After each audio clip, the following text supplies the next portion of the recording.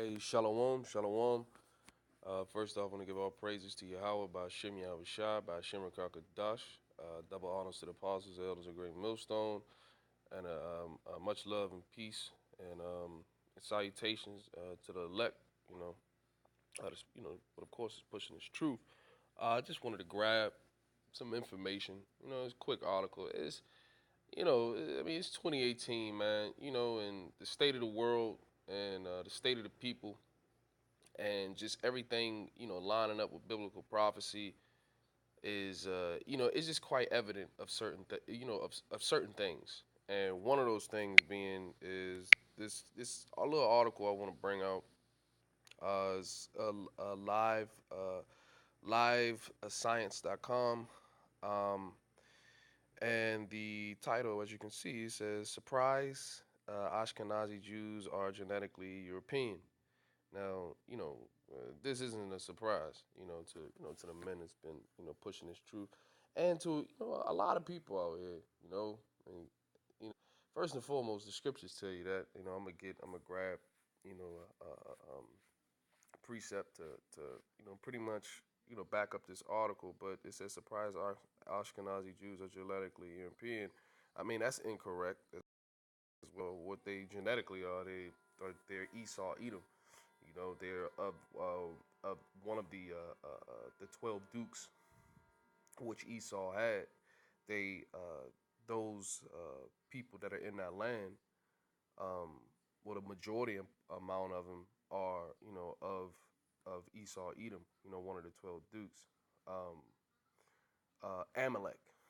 Um, and I just want to get into the article because this stuff. I mean, this is common common knowledge. Like every a lot of people understand that the majority of people understand that. Well, I am not gonna say majority, but a lot of people understand that the individuals that are in that land are not. And just pretty much they just converted into Judaism. It's not they're not of the seed of Abraham, Isaac, and Jacob. They don't fit the curses. How they even got back into the land, it doesn't line up with biblical prophecy. And they're finished. They're through. And you want to know what? These articles, they're pretty much their own tongue is falling upon them. You know, like days go on, and it just shows you that more information is coming out, and just they're being exposed. The skirt is being lifted.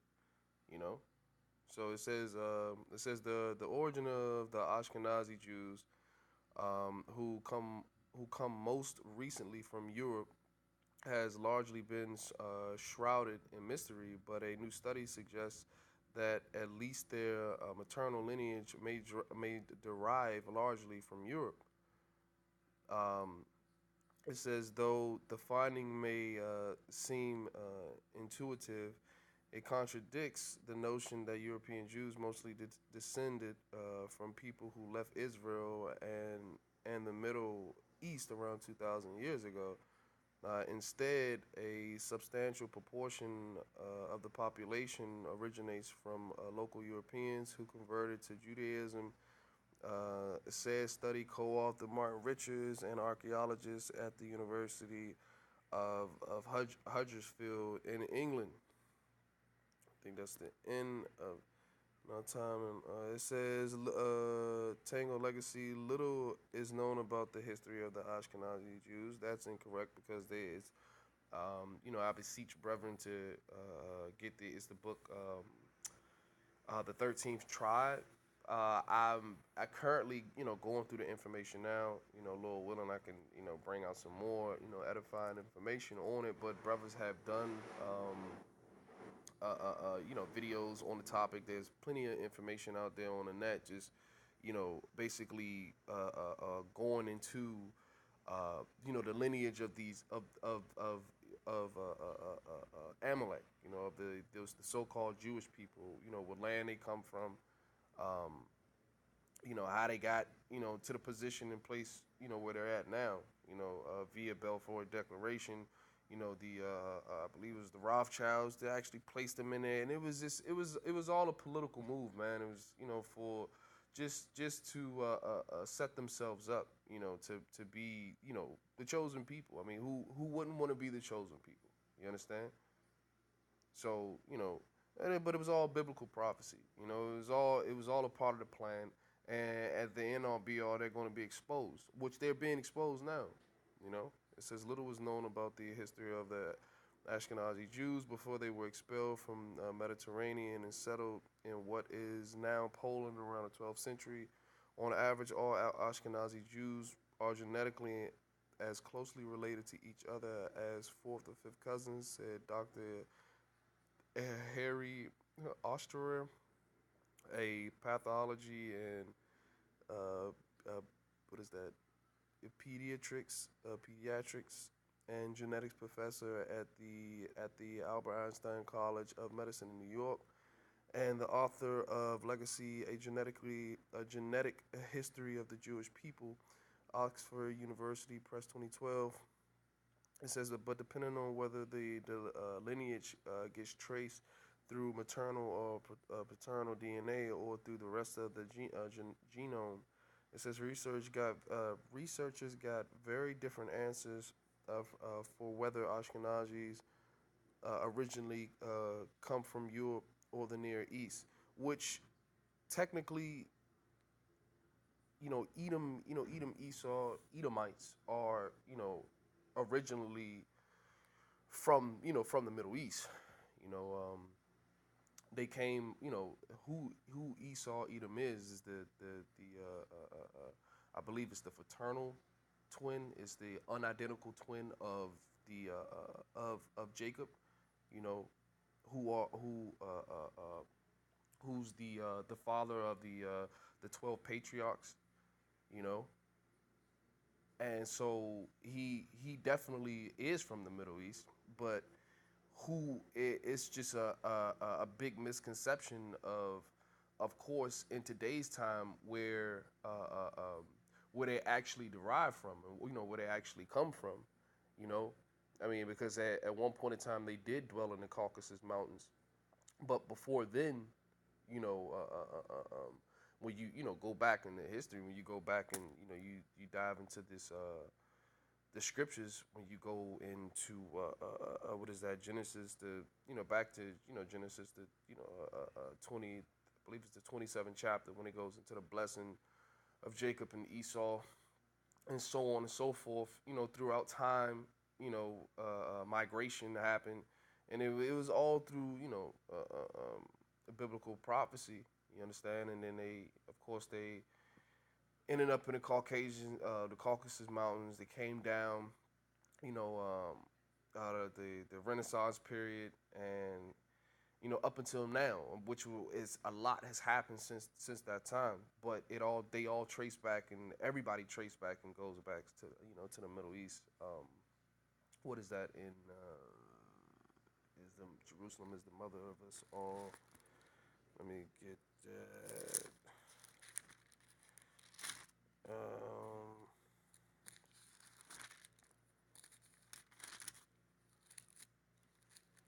Shalaki, you don't know. I can just, cause I gotta get this other scripture, cause I don't want to make this too long. I just wanted to bring out this little article, just showing you, man, like, yeah, at the end of the day,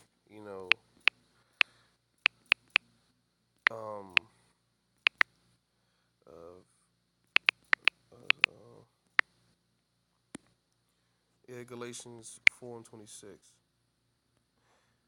But Jerusalem, which is above, is free, which is the mother of us all. So that region of land, in that, where Israel is located at, um, every nation came, from that region of land, and of course, due to migration and just over time, a lot of things have happened, from wars and nations being conquered, people just journeying out, and at the end of the day, everybody doing what the Lord wants them to do at the end of the day.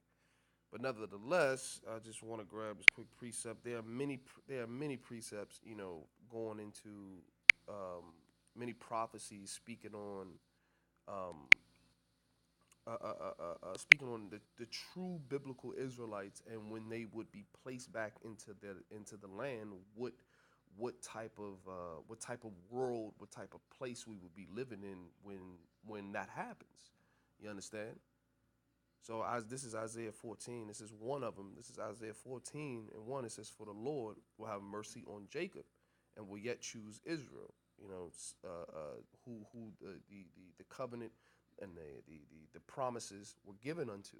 You know, who the kingdom of heaven is for. You know, and it says, "And set them in their own land, which is Israel." Now, granted, the whole world was made for us, but the chief land that the Lord, that the Yahweh, Yahweh Shai, created for us is the land of Israel, Yasharallah. It says, "And set them in their own land," and this is a prophecy, and this is something that's going to be done by Him. This is not something that's going to be done by man. You know, now when you take a look at these individuals, these Ashkenazi, these wicked motherfuckers, excuse my language, but that are in the land and how they got there. You do the history, when you do the research, they weren't placed in there, by the Most High, Yahweh Shai, they weren't delivered and placed into the land. So back, and it says, "And the strangers shall be joined with them, and they shall cleave to the house of Jacob." So now those strangers are talking about is the house of Israel. The pretty much the because Israel do it via the curses. Starting back at Deuteronomy 28:64, it goes into it. A curse that was placed upon our people was that if we didn't obey the words of the Heavenly Father, if we didn't hearken diligently to hear Him, the curses would befall upon us, and we would be scattered amongst all these nations. You know, so what the strangers talking about is the basically you can quote unquote Gentiles, strangers, but these are still Israelites. So what this stranger right here is being referenced to is the Israel that's scattered abroad. They shall be joined with them, right? So they're going to be joined with Israel. We're going to be joined with the northern and southern kingdom is going to all come back together. It says and they shall cleave to the house of Jacob, right? It says and verse 2, it says, "And the people shall take them." So what people are we talking about? We talking about Israel. We're talking about the princes of the power. Yasharallah, he's a prince of the power. Shall take them. Take who? Who are they talking about? We're talking about everybody else. Everybody else that survives that that third war's war, that holy war when Yahweh Shah Hamashiach makes his return, who the world ignorantly calls Jesus Christ, to come to redeem His people. No one else. If He redeems you and you may look like a Moabite, you may look like an Ammonite, a Cushite, you may have certain futures of other nations, but spiritually and genetically through the lineage of your father, you are an Israelite. That's what it is. That's who the old covenant went to, and that's who the new covenant went to. Simple as that. And He said, It shall bring them to their place, right? It says, "And the house of Israel shall possess them in the land of the Lord of Yahweh for servants and handmaids." So yes, everybody is going to the kingdom of heaven. Everybody is going to be in the kingdom of heaven. But you want to know what? Everybody has a position in the kingdom of heaven. You have people. You have kings. You have noble families, right? And you have servants, and you have slaves. So what this is talking about, these heathen, the country dwellers, the ones that are not partakers of the covenant, the ones that are not of the nation of Israel, will be possessed for servants and handmaids. And it says they shall take them captives, whose captives they were, and that goes for nation, every nation outside of Israel, because every nation has had us in captivity. So yes, the favor will be returned. The Heavenly Father is a just and balanced power. A false balance is an abomination unto the Lord. The Lord is perfect. You know, that's how He deals. That's just what it is. That's just how the world works. You know, it says, and they shall take them captives who captives they were, and they shall rule over their oppressors. Now, I just looking at this precept, looking at this precept. Now, when you look at what's going on in the land of Israel right at this current moment, what's going on? You know, there's wars going on, man. It's just all types of madness and filthiness. They're just completely defiled in the land. You know, this has not taken place yet. You know, and this won't take place until the majority. I'm not gonna say majority, but the rest of the prophecies come to pass, and the Lord makes his final debut and sets things in order. You know, so that's just what it is. It says, "Whose captives they were, and they shall rule over their oppressors." So and listen, those rats over there not ruling over anything. Currently they're warring with the Palestine.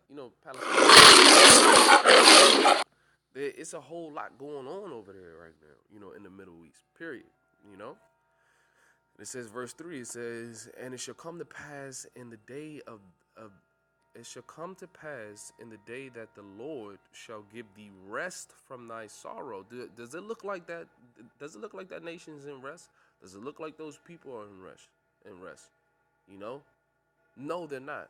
It says, and from thy fear and from the hard bondage wherein thou was made to serve. And this is what I'm saying. What bondage were these people made to serve? The only claims that they made of any type of oppression was, the so-called Holocaust. That's the only oppression that was, so-called there. So that's bullshit. That's madness. Who is serving bondage? Who's been completely destroyed? You so-called Negroes, Latinos, and Native Americans. West Indians, Puerto Ricans, so on and so forth. In the tribes that are scattered abroad, the confusion of faces, who are catching hell, and don't understand why. In the slums, just poverty stricken, in just the worst conditions possible, you know. And it says, and from the hard bondage wherein thou was made to serve. We was made to serve because what we disobeyed. It says, verse 4, it says, that thou shalt take up this proverb against the king of Babylon and say, how have the oppressor ceased in the golden city? So that was pretty much the point. I wanted to get into just, like it's many prophecies that are spoken about in these scriptures. And just the point, just wanted to prove that some of this information in here is correct. These aren't the original Israelites. They aren't. This is something they are imposters. They are fakes. You understand? That's just what it is. That's just the name of the game. And you want to know what? The evidence is coming out. They're being proved to be who they are. And I'm gonna get it. Salaki, I'm gonna end it on this one. I don't want to make this too long. What is it? 2:09. Yeah. Yep. It says, this is Revelation 2:9. It says, I know thy works and tribulation and poverty. It says, but thou art rich. Now, who is this talking about?